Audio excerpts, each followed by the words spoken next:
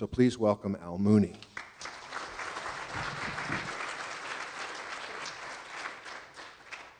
Hello, friends. Thanks very much for having me back. As you can imagine, I'm a tiny bit excited at the moment because 2 days ago, we finally officially announced, we didn't officially announce at NAB, we weren't allowed to, we finally officially announced our CS6 release. Every time we release a new version of Premiere Pro, or indeed of the Creative Suite, we always say it's the biggest release ever. But this one is the biggest release ever. When you think about it, it sort of should be, because if it wasn't as good as the last release, we probably wouldn't be. But anyway, so I want to talk to you about Premiere Pro CS6. This is an extremely exciting release for us. Before I do that, let's just look at what else has happened recently. This is a boring numbers slide, but I just want to share it with you. So our CS5 release, one of the biggest releases, in fact, our CS5 release was our biggest release ever at the time. Why? The main reason is because that's when we ripped the engine out and we put the new one in. And that new engine was this thing we call the Mercury Playback Engine. You know this stuff, but just to remind you, the Mercury engine is 3 things. It's 64-bit CPU and GPU optimized. It means that you knew with CS5 and then 5.5 that if you hit play on an effects-rich, multi-format, complex sequence, with Mercury you knew you could hit play and it was going to look pretty good. It was going to play back. As a result, that year when we released 2005, we had enormous, ridiculous growth. 45% on the Mac. I have no idea why it's bigger on the Mac. It just is. And 22% year over year across platform. So that was a pretty important time for us. Then we released 5.5, and unfortunately, we didn't do as well that year. 5.5 was an interim release, and I'm really not trying to be show-offy. I don't like being like that, but I do want you guys to know that the market momentum is strong with us. Hollywood joke. And then, last year, we saw tens of thousands of people switch from Final Cut Pro to Media, for those of you who were here last time, remembering old jokes, from Final Cut on Media Composer. So we are now in very good company, or you will be if you choose to start using this application. You know I hate the word switch. I won't even say it out loud, especially at LafcyPug, because I don't think it's about switching. Why should you switch? Final Cut 10's got some great stuff in it. Final Cut 7's got some great stuff in it. Avid's got some great stuff in it. Smoke, blah, blah, blah, blah, blah. What you need to be doing is skilling yourself up and knowing all the tools that are on the market. You can't make your money by being brilliant at one thing anymore. I'm pretty sure you're going to love Premiere Pro CS6, but you don't have to use it as your exclusive tool. This, however, is quite important. You've seen this slide a million times, but the CS6 release of the Production Premium Suite is extremely exciting. We've added a bunch of new applications, and this is where I do my very dangerous walk onto the stage thing.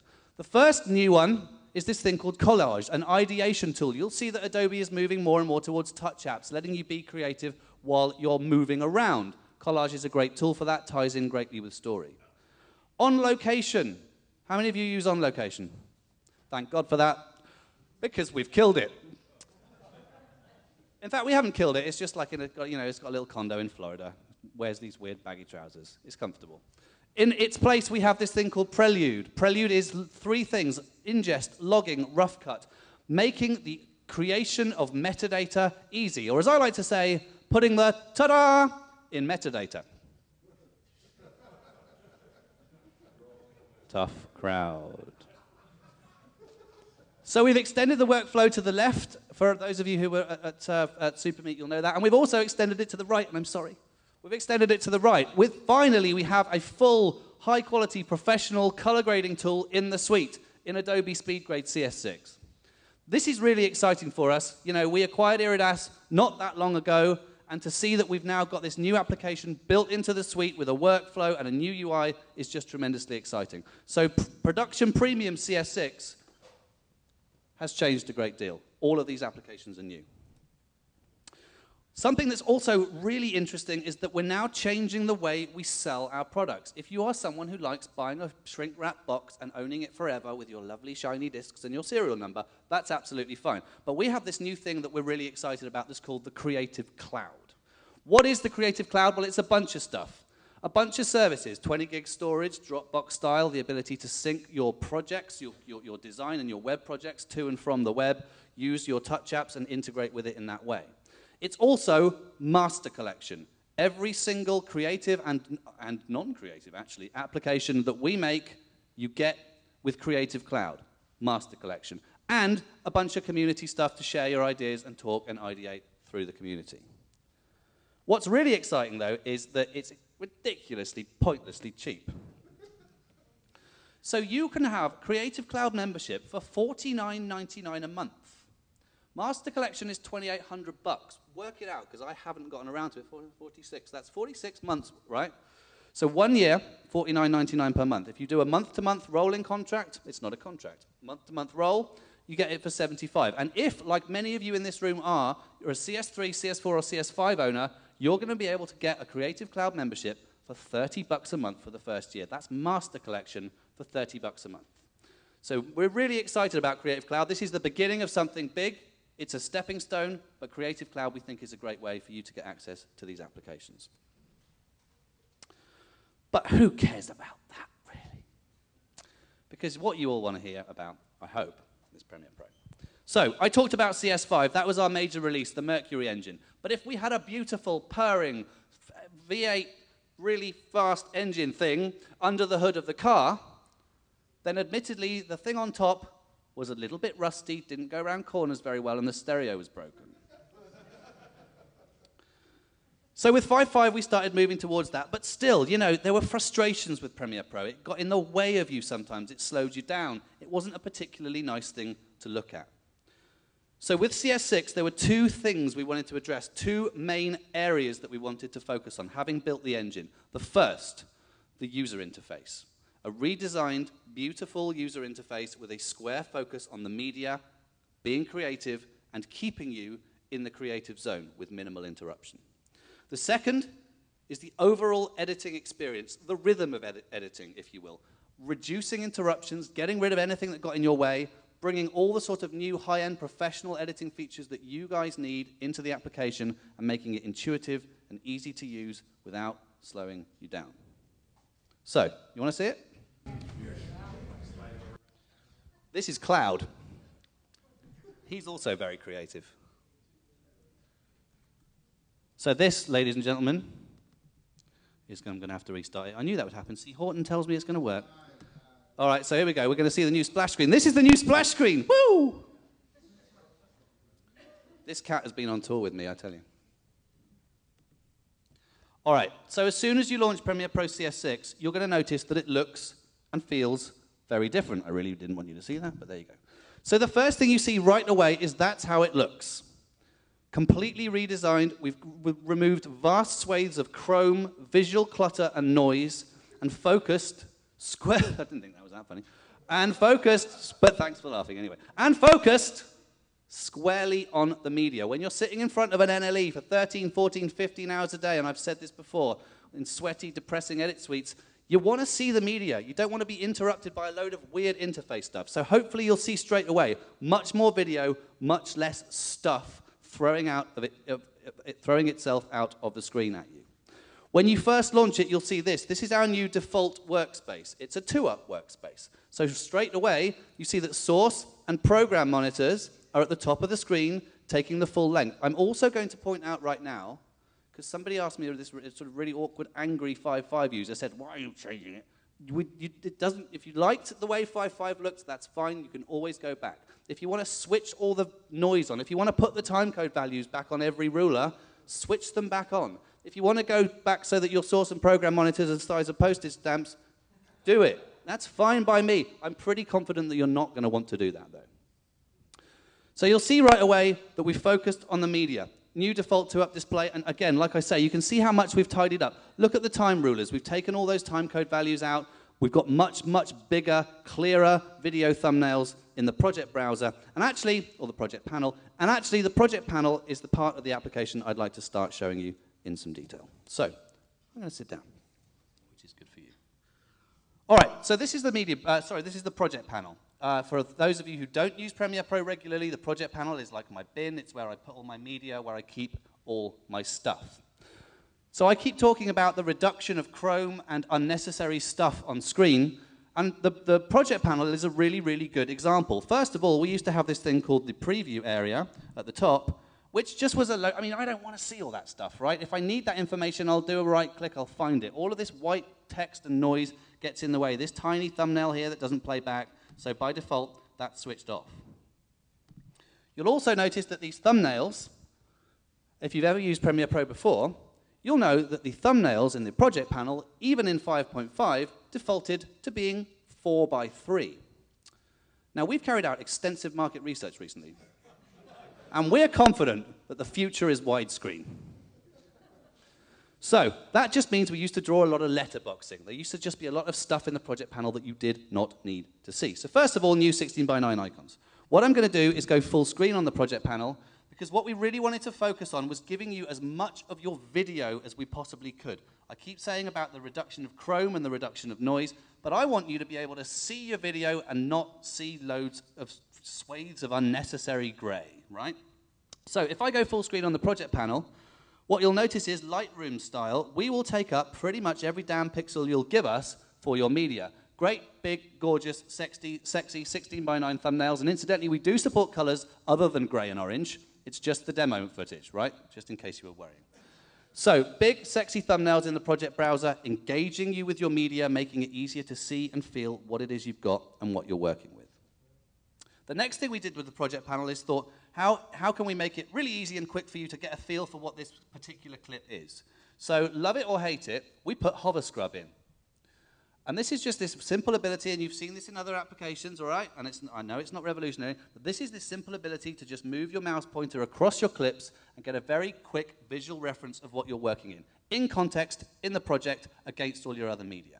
If you don't like hover scrubbing or skimming or whatever you want to call it, you can switch it off, okay? You never have to see that again if you don't want to. Also, if you're someone who just sort of finds it a little bit intrusive but wants to use it occasionally, we've thought long and hard about making sure that these features are always under a keyboard shortcut. The people who are cutting with Premiere Pro now are a different breed to the people who were cutting with Premiere Pro a few years back. Fast, intuitive, keyboard-driven editors. You want things under a keyboard shortcut, and everything is going to be under one. So the example I'm making here is, if you don't want hover scrub to be on most of the time, and then you suddenly do, just hold the shift key and then you've got hover scrub back, right? So making sure you've got quick access to these features and making sure you can customize the app to do what you want it to do. So that's hover scrub. That's pretty cool. Gives me a quick idea of what's going on. But how can we get you to your edit quicker? How can we minimize the amount of time it takes from loading your clips into the application and starting your edit? Well, we really thought about that in the project panel, so we added a bunch of other features in here which really help you out with that. The first one, the next one, is if I single click on a clip, what you'll notice is, aside from hover scrub, that then gives me this little playhead at the bottom. If it's going to work. Let's mute that, shall we? So there's this little playhead at the bottom, and I can just scrub around inside here. That's very similar to hover scrub, right? So why is that exciting? Probably isn't. Next thing is JKL. You want to be able to JKL around, right? So you can JKL with a clip selected, JKL, move around. But some of you will have noticed this little yellow coloring at the bottom of the clip. Pretty obviously, that is your in and out range. So what you're going to be able to do right inside the project panel, without needing to double click to load into source, mark your range, splice to a sequence, do all of that stuff, what you're going to be able to do, JKL around, hit the I key, hit the O key, do the same on the next clip, mark your range right in place in the project panel, and then when you've done that, shift select them, right click, choose new sequence. So I don't know of a faster way to get your stuff down on a sequence and start working. So hopefully you think that's pretty cool. I'm going to switch to a different microphone because this is uncomfortable.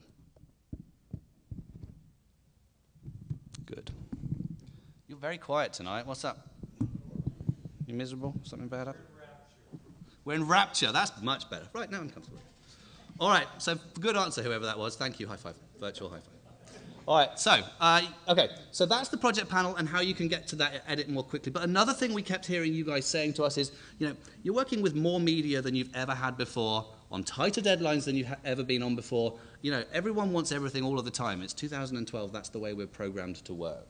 So having a quick visual indication in the project of whether or not I've used something is actually surprisingly powerful. If I'm cutting a 12-hour nature documentary and I can't remember if I've used the 2-frame shot of a bird on a stick, Having to scrub through the whole damn sequence is frustrating, so how did we solve that problem? Well, it's with these little orange icons in the bottom right-hand corner of each thumbnail. What you can do is, number one, see that they're orange. If they're orange, you've used the clip. If they're grey, you haven't. It's not rocket science, but it's useful when you're having a quick look at the media. You can then hover your mouse over those and see how many times you've used it. And even better than that, you can single click on these icons and see the sequence that you've used it in, click on it and be taken to it. So we're really trying to promote the active use of the media that you have, engage you with the media, and minimize all these sort of frustrating times where you're moving around. So that's the project panel, and we think that you're going to like it. Thanks. God, you guys really are a tough crowd tonight. All right, so if you've seen Premiere Pro before, you're going to think, well, hang on a minute, you have to go to the media browser to find the media. The media browser is this awesome part of Premiere Pro. It's the thing that understands tapeless media format. So if it sees a P2 directory, it switches into P2 mode and it shows you the clips. If it sees a red directory, it shows you the clips in a thumbnail. All of that stuff, it understands media. So what we normally do is we go to the media browser and we find a clip like this one here, and we drag it to the project panel. How the hell am I going to do that if we've docked them down in the same place? So what you will find when you use this is there are hundreds, literally, of small workflow improvements that are just going to speed things up for you. So how do I import this clip? I pick it up, drag it up onto the project panel tab, and I just drop it in wherever I want it to. So still really easy to import clips from the media browser straight into the project panel via these little interface improvements. There's loads of things you'll see like this. For example, I can put my pointer above these sequences, and I can use on a Mac or a Windows machine that supports it. I can use my two fingers, which I'm always a little bit uncomfortable saying in public, and I can stroke them up and down gently to select my sequences. We've also got pinch to zoom. So all of these little things you're going to find all the way throughout. So that's the media browser and the project panel. Let's go ahead and have a look at some more of the user interface changes. You have already noticed, because I've already told you, so I sort of forced you to notice, that the source and program monitors have been redesigned. In CS 5.5, we used to draw 22 separate controls under each of the source and program monitor.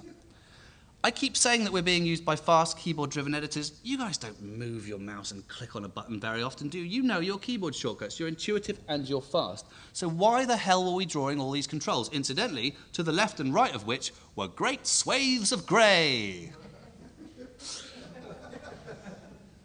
So the first thing you'll see is that we've redesigned it to make the video bigger. It's small changes, but changes which you're going to like. So first of all, like we've made the zoomy scrolly bar into one thing so we don't take up so much space. But look how much less space we take up with the buttons and how much less grey there is.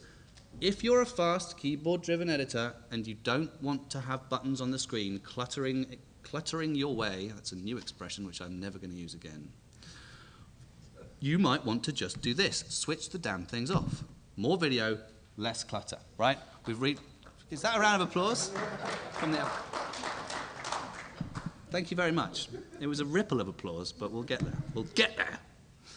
So, switch the buttons off, know your shortcuts. Fantastic. But the more we expand in the market, the more we're being used by all sorts of different people, from the lowly videographer sad in his bedroom eating rice cakes to, you know, Gareth Edwards and Angus Wall and all these guys who are using it in earnest. So everyone's different, that's my point. And I keep talking about wanting to make this thing customizable, and we surely did.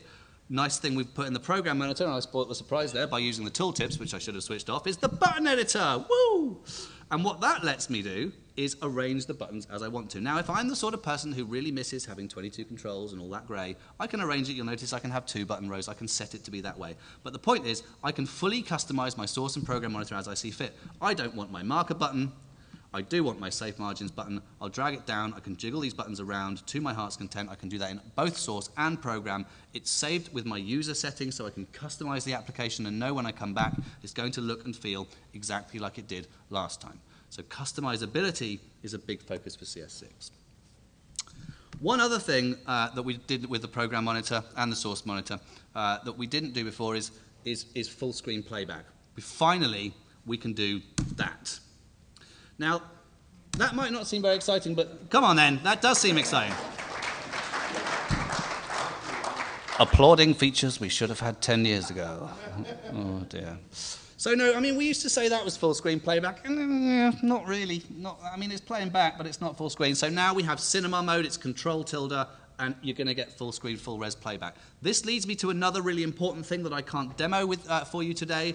If the AJA guys are here, ask them or ask me afterwards. We put a new piece of technology inside the application for CS6 that we call Adobe Mercury Transmit. And this is really important.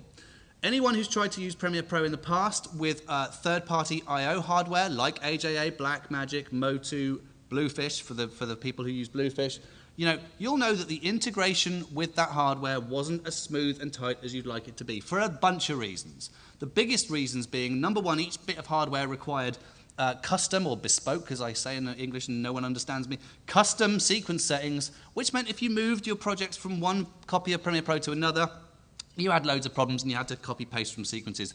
Boring. The second thing was, it just didn't really work that well. I mean, it was okay, but the quality of the integration you had with that third-party hardware just wasn't there.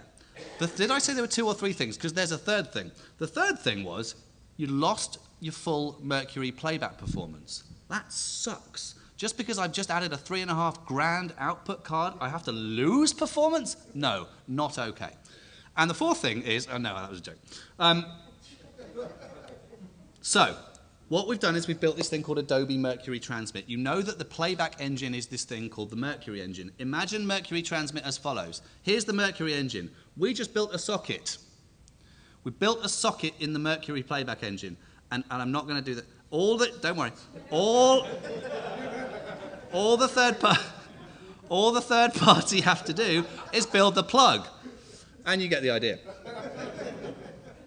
This means they have to write about 20% of the amount of code they used to have to write, and it means the level of integration is just really, really smooth. If I go to my source monitor and I hit play, that's going to pass out of transmit. If I go to my sequence and I hit play, that's going to pass out of transmit. If I go into my project panel and hit play, which I didn't show you but you can do, that will pass out of transmit.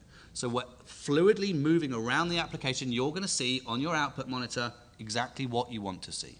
I'd also like to point out that we now have support for NVIDIA. For those of you who've invested in Quadro boards, we now support, via Transmit, we support the NVIDIA little SDI piggyback board, which means if you've got that investment, you can go ahead and use that. So Mercury Transmit's a really exciting part of what we've done. Okay, so let's look at a couple of other UI things before I start getting into the editing side of things. You may have noticed we've finally got these big, gorgeous, sexy audio meters. I think this is cool. My boss told me not to demo it, but he's not here. So these are fully rescalable.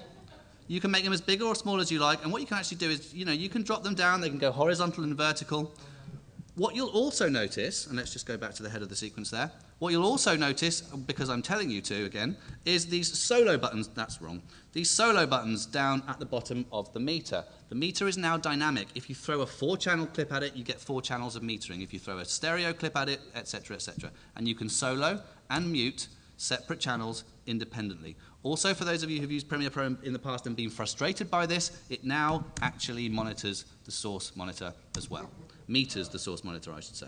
So fully redesigned audio metering, better ballistics than ever before. We used a bunch of tech that Audition had already created. And Audition's, coming on in leaps and bounds, really well-regarded audio app. So you see, we can change the ballistics, we can change the way the peaks work. Someone just said wow at the different dB levels, which is exciting. And we've also redesigned the audio mixer. I've intentionally got a very simple sequence here, but the audio mix has been redesigned to look and sort of do what you expect it to do. So for example, we can do things like double-click to apply, double-click to return a fader to 0. The panner has been redrawn, so it looks more like it's at least from the 90s instead of the 40s like the old one did. And also, we've replaced the mute solo record buttons with M, S, and R. Instead of a picture of a trumpet, a picture of a cactus, and a picture of a crying wombat, or whatever it was last time. So simplification of the UI, as I've said, has been a fairly important part of what we've been trying to do here.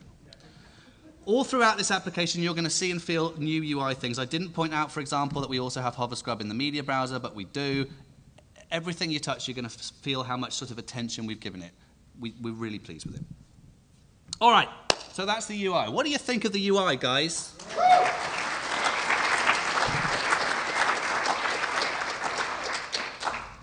Thank you. Right, so let's look at some editing. Because it doesn't matter how beautiful it is, if you can't edit with it, it still sucks. So, there were several areas. What is that? I don't know. there were several areas, I think I just said editors and I didn't mean it. There were several areas where editors had asked us to focus their attention. And I really want to point out that this is the result of talking to and listening to editors and broadcasters and filmmakers a great deal. We're trying to build an application that suits the needs of the modern creative professional, and I think that's important. I know it sounds cheesy, but it's important. So the first area where we were asked, or we were told we really needed to sort of sharpen our skills, was in the area of trimming, which I find with my accent very trimming. I don't quite know how, trimming. I don't know. Anyway, so we had a trim monitor in CS6. It's sort of, if you knew how to use it, it worked, but it wasn't very intuitive and it didn't work. No, it did work, but it just, it didn't do as much as you guys previously. It worked, but it wasn't advanced. So we really wanted to rethink how to handle trimming, and I'd like to show you how we've done that. So the first thing you will see is with my normal pointer tool selected, you're going to be clicking and using keyboard shortcuts to change tools so much less in this application, which is going to keep you being creative. First thing you'll notice is we can finally do this. I just need to change my preferences because I reinstalled today and I forgot to change it. I highly recommend you check this preference, and I'll explain why at the end. So now we can do this. Now that doesn't look like much, but it's really, really important. That's the selection of an edit point. I've just selected that edit point and put it into rolling trim. For those of you who don't know this, Premiere Pro never let you select an edit point before. You could only select clips either side of an edit point, which if you're trying to trim an edit point, doesn't really work. So I've just selected that edit point and I put it in rolling trim mode. There are keyboard shortcuts, of course, to get your edit point in whatever trim mode you want. You can use Control-T, and I'm always talking Mac shortcuts in this group. For all of you Windows users, you can do the translation yourselves because I don't know. I can use Control-T to step through all my different trim modes. And also, of course, under a right click, I can choose from one of the 5 traditional trim modes: ripple, roll, and regular, or just trim.